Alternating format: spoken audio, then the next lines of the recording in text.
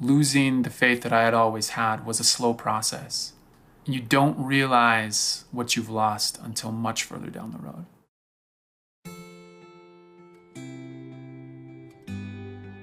My parents taught me to love God. When you're little, I think oftentimes you do things because your parents want you to do them. About the age of 14, that changed for me, and I had this deep desire to follow God because I wanted it. I felt that He was there. I felt that He loved me.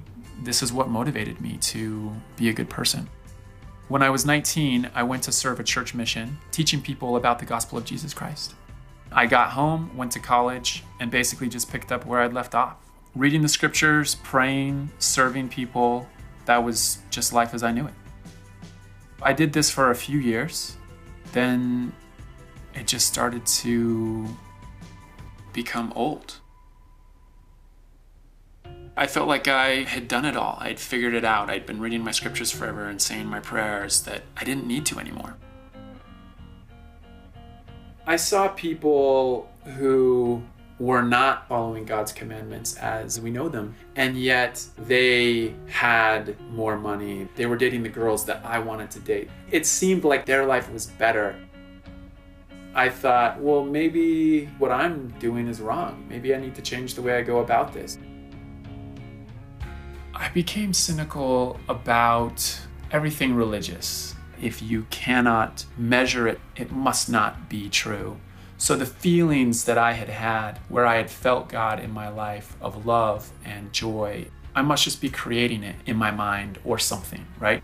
I started to become cynical about all the problems that are in this world, wars and disease, natural disasters, and started to, in a way, point the finger at God and say, where are you? Because of all this pain and suffering that exists, maybe that means that God doesn't exist. I left my family and the culture that I had grown up in, and I moved to Seattle, looking for another way of life that was outside of God's way, that brought more happiness. I had a great job. I was making tons of money. I could do whatever I wanted. It's almost easier to not believe in God because you don't have to think about an afterlife. You don't have to think about moral clarity or any of these rights and wrongs. This is just life, and whatever happens in life is life, and you die and there's nothing after. There reaches a point where you start to think about some of these deeper questions about life. When I have kids, do I raise them with a belief in God? Do I not? In these moments, I started to feel what I had felt before. And for the first time in a long time, something triggered inside of me. I felt something that I hadn't felt in a long time. I felt the Spirit, and I felt the Spirit tell me that what I was doing wasn't right. And I got a glimpse of what I once was. And I realized what I had to become again.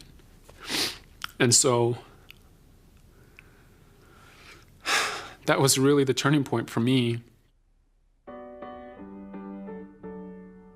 The feelings, the experiences, the emotions that I had felt was more than just a chemical reaction that's being triggered in my body. No matter how illogical it may sound, there is a God, an all-powerful, all-knowing God. Once I recognized the wrongs that I had made, the things that I had to make right, I also understood that there was no way that I could return to God without a Savior. And that because He had suffered for my sins, that He made it possible for me to become clean and to wipe away those wrongs, to take those sins away. I couldn't do it on my own, that I needed Him.